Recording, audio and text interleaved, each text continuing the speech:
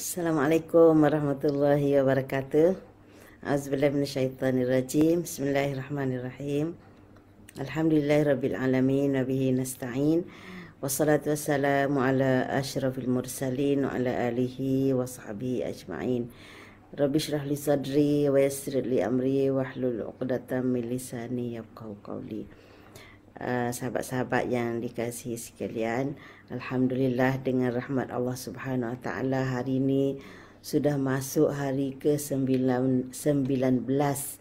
Ya, masya-Allah, cepatnya masa berlalu ya.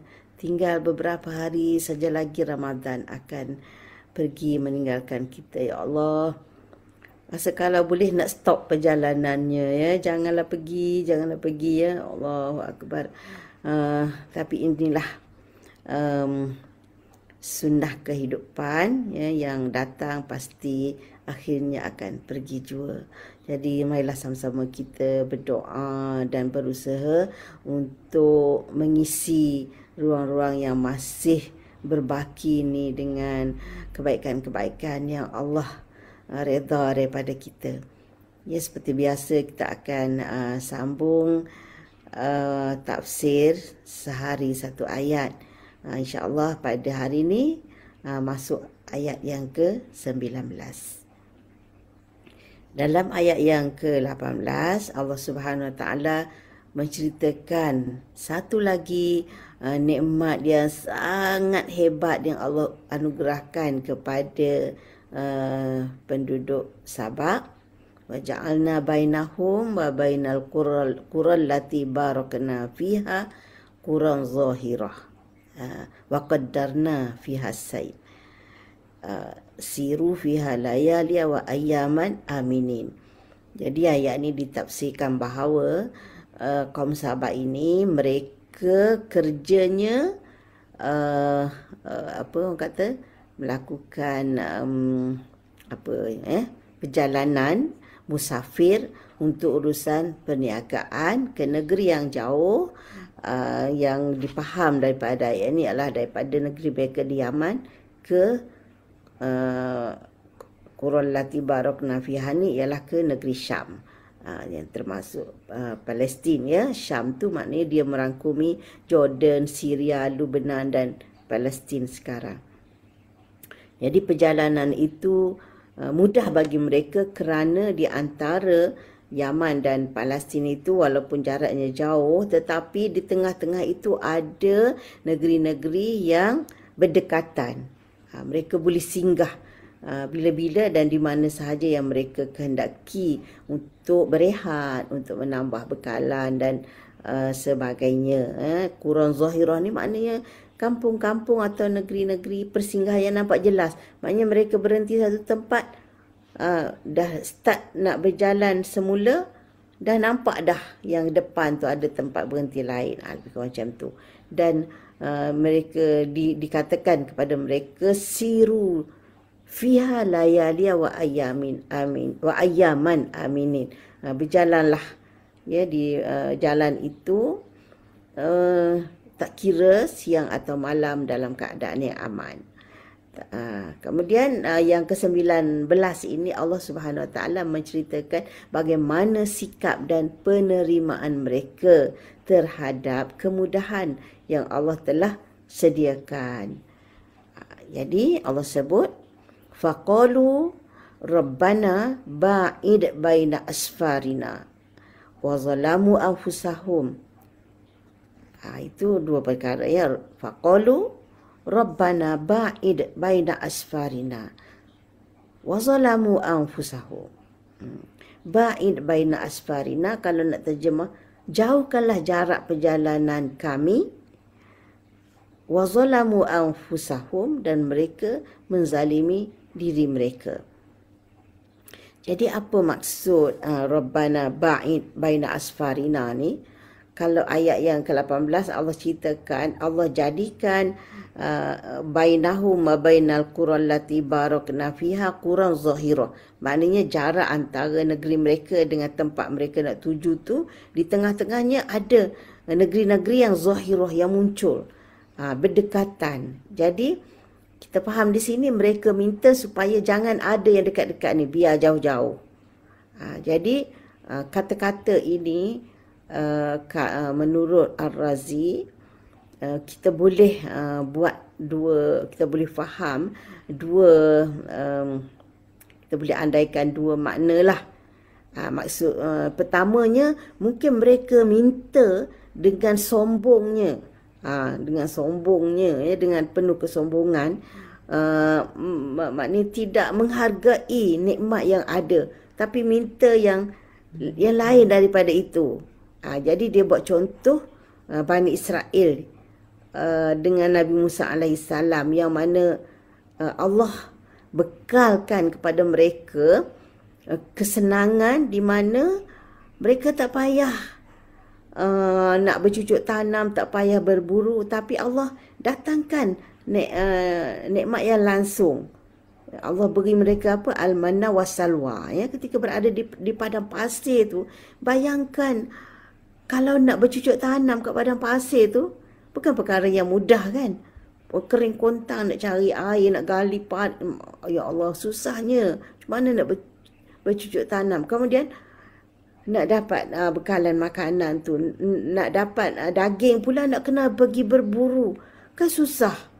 Jadi Allah senangkan, Allah bagi mereka al-manna was-salwa. Al-manna turun je dari atas, dari langit. Entah macam mana cara Allah bagi, wallahu alam lah, kan. Jadi tiap-tiap pagi ada je al-manna yang bersepah, yang mereka boleh kutip atas batu, atas apa yang ada di pada pasir tu. Was-salwa, dan burung-burung yang datang. Ya Allah, datang secara tak payah nak pergi cari berburu kat mana-mana, kan. Datang, boleh tangkap dan sembelih makan terus. Subhanallah, satu kemudahan, ya.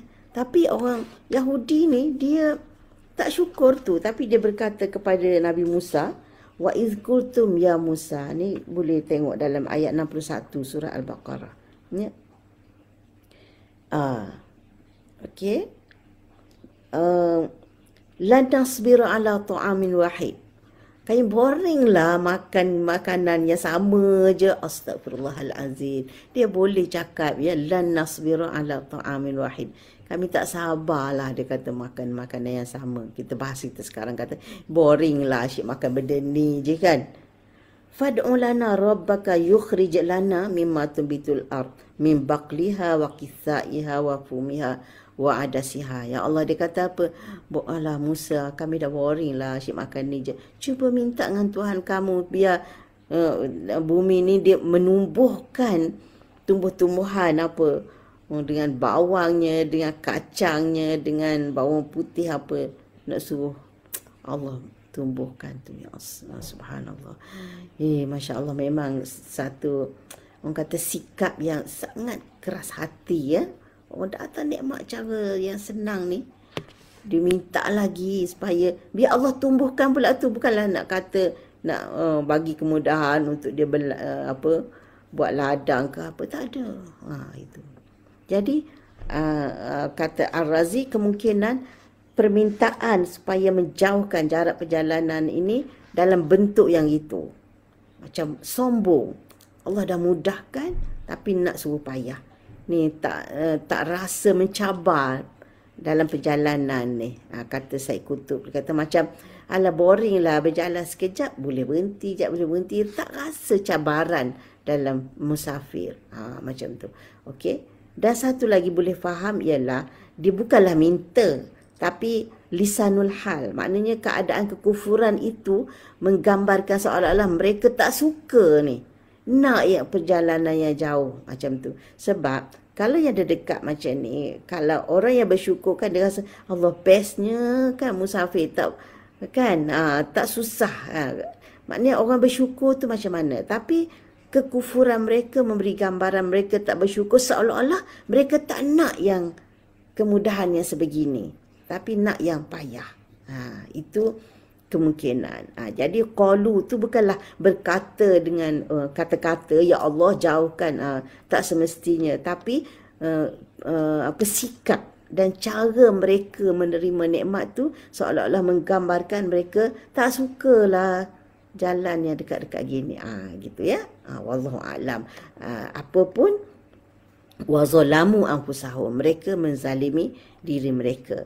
Jadi kata Syekh Sya'rawi, tak kiralah mereka ni mohon macam bentuk yang pertama macam Yahudi minta, betul-betul minta tu, ataupun lisanul hal saja menggambarkan mereka tak nak yang senang macam ni. Menurut Syekh Sya'rawi, zalamu anfusahum ni, kenapa Allah sebut wa zalamu anfusahum? Sebab bagi dia musafir ini yang pergi berniaga ni, dia kata dilakukan oleh pelbagai golongan. Jadi dengan adanya persinggahan yang dekat-dekat ni, dia memungkinkan orang susah yang tak ada kenderaan yang besar-besar pun boleh melakukan musafir. Jadi macam orang-orang kaya ni, dia rasa dengan perjalanan yang mudah ni macam banyak saingan untuk mereka. Jadi orang kafir pula, orang miskin, orang fakir pun boleh juga berniaga macam mereka. Jadi mereka tak suka keadaan yang sebegitu. Jadi mereka nak monopoli, biar mereka je yang boleh buat bisnes ekspor import ni. Tak ada saingan dari kalangan orang yang susah. Jadi itu kata Syekh Sya'rawi. Jadi dengan sikap yang sedemikian, maka Allah katakan bahawa zalamu anfusahum. Zalamu anfusahum iaitu mereka menzalimi diri. Kenapa menzalimi diri? Pertama, kalau dah persinggahan itu jauh-jauh, jadi mereka sendiri pun susah nak berehat. Kan mereka tak dapat ketenangan dan kerehatan yang mudah. Sebab nak kena berjalan jauh baru jumpa tempat berehat. Kalau takkan dekat-dekat aja, senang bila-bila boleh berhenti. Jadi maknanya mereka mengharamkan kerehatan untuk diri sendiri. Jadi itu satu kezaliman buat diri. Dan yang kedua, maknanya bila nak monopoli tu untuk diri sendiri je, maknanya menzalimi hak orang lain. Jadi bila menzalimi hak orang lain tu macam menzalimi diri sendiri jugalah kan. Dan yang ketiganya, menzalimi diri kerana mereka tidak berpeluang untuk meraih kesempurnaan iman. Sebab tuntutan kesempurnaan iman ni, kata Syekh, dia kasihkan untuk orang lain sebagaimana kasih untuk diri. La yuhibbu ahadukum hatta yuhibba li akhihi ma yuhibbu li nafsihi, kan, dalam satu hadis. Tidak beriman seorang kamu sehingga dia kasih untuk orang lain apa yang dia kasih untuk diri sendiri. Jadi itu antara bentuk yang kita boleh faham daripada Allah kata zalamu anfusahum, mereka menzalimi diri. Jadi dah mereka nak sangat macam tu, maka Allah pun bagi. Allah tak sebutlah sini Allah bagi tu maknanya ambil macam tu kan. Tapi Allah kata apa? Faja'alnahum ahadith. Maknanya dapatlah apa yang mereka nak. Macam mana? Mereka dah tak hebat sebagaimana ketika nikmat melimpah ruah ke atas mereka. Jadi akhirnya faja'alnahum ahadith. Kami jadikan mereka bahan bicara, bahan perbualan orang selepas mereka. Ahadith maknanya jadi bahan percakapan lah, cerita-cerita. Cerita yang baik tak apalah kan, tapi cerita yang tak baik, akhirnya mereka menjadi bahan percakapan, perbandingan yang tak baik di kalangan generasi selepas mereka. Wa mazzaqnahum kulla mumazzaq, dan kami cerai-beraikan mereka dengan penuh kulla mumazzaq, maknanya memang berterabur betul. Itu maknanya, artinya kaum mereka asalnya satu negeri yang bersatu, yang kukuh, yang kuat, yang berpadu, tapi akhirnya dah makin susah. Jadi bertebaran ke sana kemari sampai susah nak dikesan. Itu maksud dia, ya. Jadi itu balasan bagi orang yang kufur nikmat, ya, tidak mensyukuri nikmat yang Allah beri. Allah bagi senang, nak minta susah. Allah bagi kemewahan, tak mengiktiraf kemewahan itu dengan kesyukuran. Jadi Allah kata inna fi dzalika la ayatil likulli sabbarin syakur. Pada yang demikian itu terdapat tanda-tanda bagi orang yang sabar. Sabar maknanya sangat bersyukur. Syakur sabar maknanya sangat bersabar, dan syakur sangat bersyukur. Jadi maksudnya dua aspek yang kita boleh belajar di sini. Kalau susah, kenalah sabar. Bukan sabar main-main, tapi sangat sabar. Sabar maknanya terlalu sabar. Maknanya sabar itu sekali susah, sabar. 2 kali susah, sabar. 3 kali susah, sabar. Sekejap, sabar. Lama sikit, sabar. Maknanya sangat-sangat sabar. Ya. Syakur pun begitu, sangat-sangat bersyukur. Bukan hanya sekadar alhamdulillah sekali 2, tapi terus memelihara nikmat ini dengan syukur. Ya. Yang pertama sekali syukur ialah mengiktiraf segala kesenangan ini daripada Allah Subhanahu Wa Taala. Sahabat-sahabat sekalian, cuba kita fikir, ya, dalam ramai-ramai itu adakah semua orang jahat macam ni, mengkufuri nikmat Allah Subhanahu Wa Taala? Ya, bagi pendapat saya lah, ini pendapat saya saja, tak ada ahli tafsir yang sebut ni. Yang sebenarnya, yang sombong, yang degil, yang tak syukur ni terdiri daripada mereka yang atasan, yang kaya, ya, maknanya golongan atasan lah kan. Segelintir mereka. Yang ramai-ramai itu mungkin tak adalah sombong macam ni kan, sombong macam mereka. Tetapi kenapa akhirnya nikmat itu ditarik? Walaupun tentulah ada yang bersyukur. Takkanlah semua tak syukur. Tapi akhirnya kenapa nikmat itu ditarik dari seluruh mereka? Kenapa tak kekalkan nikmat untuk yang golongan bawah ni? Pendapat saya, ini pendapat saya ya. Kalau salah pun salah lah kan. Tapi pendapat saya, ada segolongan yang memang sangat degil, yang tak bersyukur. Dan golongan yang lemah ni, yang tetap bersyukur, sabar ni, mereka tak cegah mungkar tu. Mereka diam. Mereka seolah-olah takut nak tegur, takut nak ubah. Tak bersuara lah kan, tak bersuara. Jadi akhirnya seolah-olah mereka pun termasuk dalam golongan yang degil dan sombong itu. Termasuk dalam golongan yang kufur itu. Sebab tak mungkin semua manusia dalam satu kampung itu orang kata satu pendapat je kan, satu cara fikir je. Mesti ada yang baik. Tapi kemungkinan mereka diam membisu, ataupun mereka tegur pun tak menyungguh. Boleh jadi tak? Wallahu alam. Tapi saya rasa, maknanya kita ambil pengajaran macam ni lah kan. Jadi jangan, kalau ada pihak yang degil, yang sombong, jangan biarkan. Kita lemah macam mana pun, kita berusaha kumpulkan suara, menentang kezaliman, menentang kemungkaran, menentang kekufuran ini. Kumpulkan suara. Kata Syekh Sya'rawi, dia kata, andainya orang-orang yang zalim itu tahulah, andai orang yang zalim itu tahu apa yang Allah sediakan untuk orang yang zalim, maknanya balasan yang Allah sediakan untuk orang yang zalim, sudah tentu mereka tidak berani melakukan kezaliman. Tapi mereka tak sedar. Lalu mereka buat macam-macam helah untuk meneruskan kezaliman mereka. Nak cover, ambil rasuah banyak-banyak. Lepas tu dengan duit tu kononnya lah nak bersihkan tu, pergilah haji, pergilah umrah. Ingat dengan pergi haji, pergi umrah tu dapat cover ke rasuah yang dia ambil tu? Dapat menutup ke kemungkaran itu? Dapat senang-senang nak basuh ke kemungkaran itu? Tak boleh.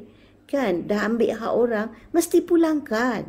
Tak boleh tunjuk baik dengan buat umrah je. Kan? Itu maksudnya. Kalau orang zalim tu sedar, tahu balasan yang Allah sediakan untuk mereka, mereka tidak akan berani untuk terus berada di atas takhta kezaliman itu. Dan begitu juga kata Syekh, kalaulah orang yang dizalimi itu tahu bahawa Allah sentiasa bersama mereka, nescaya mereka tidak akan berputus asa. Mereka akan bersyukur kerana mereka tidak termasuk dalam golongan orang yang zalim. Dan terus sabar menanti datangnya pertolongan dari Allah Subhanahu Wa Taala. Sebab itu adalah janji Allah Subhanahu Wa Taala kepada hamba-hambanya yang dizalimi.